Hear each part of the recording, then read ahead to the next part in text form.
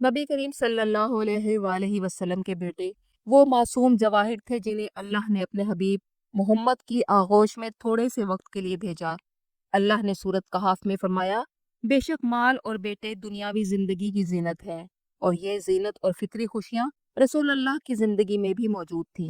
अल्लाह ने आप सल्लल्लाहु अलैहि वसल्लम को 3 बेटों की नेमत और 4 बेटियों की रहमत से नवाजा, ताकि आपको दुनियावी तौर पर सुकून और मुसरत हासिल हो। लेकिन नबी करीम के बेटों का बचपन में ही इंतकाल फरमा जाना कोई इत्तफाक या हादसा न था, बल्कि ये अल्लाह ताला के अज़ली और अब्दी फैसले का हिस्सा था, जिसमें एक अजीम हिकमत पोशीदा थी। अल्लाह की तरफ से खत्म नबूवत की हिफाजत थी, ताकि किसी को ये कहने का मौका न मिले कि नबूवत अब आपके किसी बेटे के जरिए चलेगी। नबूवत एक अजीम मनसब है जो विरासत में नहीं मिलता, बल्कि अल्लाह ताला जिसे चाहता है अता फरमाता है। अगर आप सल्लल्लाहु अलैहि वसल्लम के बेटे जिंदा रहते तो लोग समझते कि नबूवत का सिलसिला आपके खानदान के मर्दों ही में चलता रहेगा, जबकि अल्लाह का इरादा था कि आप खातमुन नबिय्यीन हैं। अल्लाह ने आपको औलादे नरीना की बजाय एक ऐसी उम्मत अता की जो कयामत तक आप सल्लल्लाहु अलैहि वसल्लम पर दरूद भेजती रहेगी।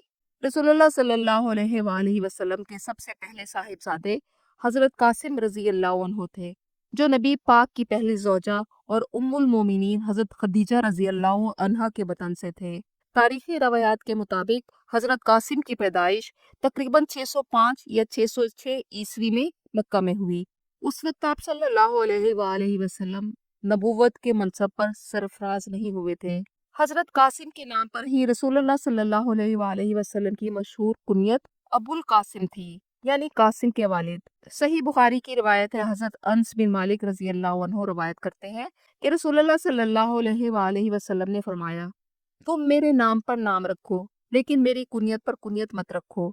हदीस से साबित होता है कि अबुल कासिम की कुनियत रसूलुल्लाह की ज़ात पाक के साथ ही मखसूस थी, इसलिए आप सल्लल्लाहु अलैहि वसल्लम ने अपनी उम्मत को इसकी तकलीद से मना फरमा दिया। हजरत कासिम रसूलुल्लाह की सबसे पहली औलाद थे, जिन्होंने हजूर करीम और हजरत खदीजा रजी अल्लाह अन्हा के घर में खुशियों की बारिश कर दी। हजरत कासिम बिन मोहम्मद बहुत ही छोटी उम्र, सिर्फ 2 साल की उम्र में इस दुनिया से रुखसत हो गए, लेकिन नबी पाक ने हमेशा उन्हें याद रखा और आपकी कुनियत अबुल कासिम हमेशा आप सल्लल्लाहु अलैहि वसल्लम के कासिम से वालिहाना मोहब्बत की अलामत रही। आपकी तदफीन मक्का में की गई। रसूलुल्लाह सल्लल्लाहु अलैहि वसल्लम के दूसरे बेटे हजरत अब्दुल्ला थे, जो आपके नबी मबूस होने के बाद मक्का मुकरमा में हजरत खदीजा रजी अल्लाह अन्हा के बतन से पैदा हुए। हजरत अब्दुल्ला बिन मोहम्मद के अलकाब तैयब और ताहिर थे, क्योंकि आपकी पैदाइश नबूवत के बाद हुई। तारीखी रवायात के मुताबिक आपकी पैदाइश तकरीबन 610 या 611 ईस्वी में हुई। ये वो ज़माना था जब रसूलुल्लाह सल्लल्लाहु अलैहि वसल्लम पर पहली वही नाजिल हो चुकी थी। हजरत अब्दुल्ला बिन मोहम्मद सल्लल्लाहु अलैहि वसल्लम का इंतकाल भी कम सिनी में मक्का मुकरमा में हुआ। जब कुफार मक्का को हजरत अब्दुल्ला रजी अल्लाह अन्हु की वफात की खबर मिली तो उन्होंने बहुत खुशियां मनाई कि आप सल्लल्लाहु अलैहि वसल्लम के दोनों बेटे वफात पा चुके हैं और बाकी औलाद में आपकी बेटियां हैं, लिहाजा जो भी है सिर्फ आपकी जिंदगी तक है। इसके बाद ना तो आपकी नस्ल आगे चलेगी और ना ही नाउजुबिल्ला कोई आपका नाम लेवा होगा। बाज़ रवायात के मुताबिक एक दिन नबी करीम सल्लल्लाहु अलैहि वसल्लम मस्जिदुल हराम में तशरीफ फरमा थे। कुरैश मक्का का सरदार आस बिन वाइल वहां से गुजरा और लोगों से कहने लगा, इसे यानी मोहम्मद को छोड़ दो, ये तो एक नाउजुबिल्ला अबतर आदमी है। मुशरिकीन मक्का के इस ताने के जवाब में अल्लाह ताला ने कुरान मजीद की पूरी एक सूरत नाजिल फरमाकर अपने हबीब की हमायत फरमाई। सूरतुल कौसर में फरमाया, बेशक हमने आपको हौज़े कौसर अता किया, बस आप अपने रब के लिए नमाज पढ़िए और कुर्बानी कीजिए, बेशक आपका दुश्मन ही बेनामो निशान रहेगा। अल्लाह ने रसूलुल्लाह को तसल्ली दी कि ए नबी, हम आपका नाम और जिक्र बुलंद करेंगे, जिसकी वजह से आपके नाम लेवा अरबों की तादाद में होंगे।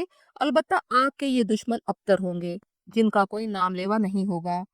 रसूल करीम सल्लल्लाहु अलैहि वसल्लम के आखिरी बेटे हजरत इब्राहीम रजी अल्लाह अन्हु थे, जो मदीना में 8 हिजरी में उम्मुल मोमिनीन हजरत मारिया किप्तिया के बतन से पैदा हुए। हजरत इब्राहीम की पैदाइश पर आप सल्लल्लाहु अलैहि वसल्लम ने बहुत खुशी का इजहार किया। आपने इनका नाम अपने जद्दे अमजद हजरत इब्राहीम अलैहिस्सलाम के नाम पर रखा। 7वें दिन अकीका किया और बाल मुंडवाए। نبی کریم صلی اللہ علیہ وآلہ وسلم اپنے بیٹے ابراہیم کو اکثر ان کی رضائی والدہ کے گھر مدینہ کے قریب اوالی میں دیکھنے جاتے تھے۔ کہا جاتا ہے حضرت ابراہیم رضی اللہ عنہ کو سخت بخار ہوا اور جب ان کی حالت زیادہ خراب ہو گئی تو آپ نے انہیں اپنی گود میں لے لیا۔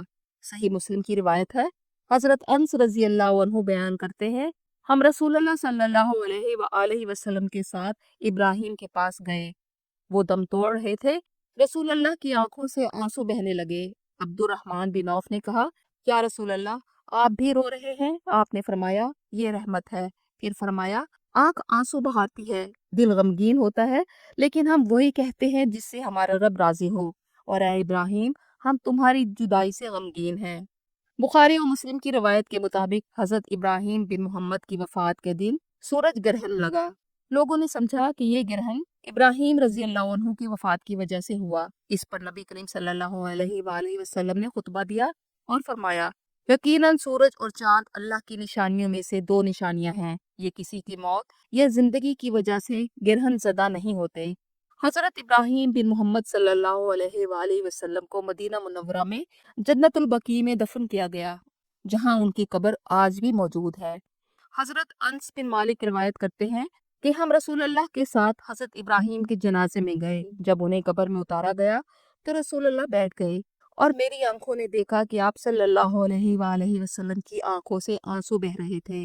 اللہ نے سورۃ الاحزاب کی آیت نمبر 40 میں فرما دیا، محمد تمہارے مردوں میں سے کسی کے باپ نہیں، بلکہ آپ اللہ کے رسول ہیں اور خاتم النبیین ہیں۔ اللہ نے یہ آیت نازل کر کے منہ بولے بیٹوں کے بارے میں عرب کی قدیم رسم کو ختم کر دیا۔ عرب معاشرے میں منہ بولے بیٹے کو حقیقی بیٹے کا درجہ دیا جاتا تھا۔ حضرت زید بن حارثہ کو رسول اللہ نے اپنا بیٹا بنایا اور لوگ انہیں زید بن محمد کہنے لگے۔ جب سورہ احزاب میں یہ حکم نازل ہوا کہ انہیں ان کے حقیقی باپ کے نام سے پکارو، تو اس حکم کے بعد حضرت زید کو زید بن حارثہ کہا جانے لگا۔ اللہ نے بالکل واضح کر دیا کہ رسالت کا تعلق اولاد سے نہیں بلکہ اللہ کے انتخاب سے ہے، اور رسول اللہ صلی اللہ علیہ وآلہ وسلم کے نبی مبعوث ہونے کا مقصد کسی دنیاوی وراثت کی بجائے اللہ کی جانب سے ایک عظیم منصب ختم نبوت ہے۔ آپ کے بعد تا قیامت کوئی نبی نہیں آئے گا، اور آپ کے اس دنیا سے پردہ فرمانے کے بعد نبوت کا دروازہ بھی ہمیشہ کے لیے بند ہو گیا۔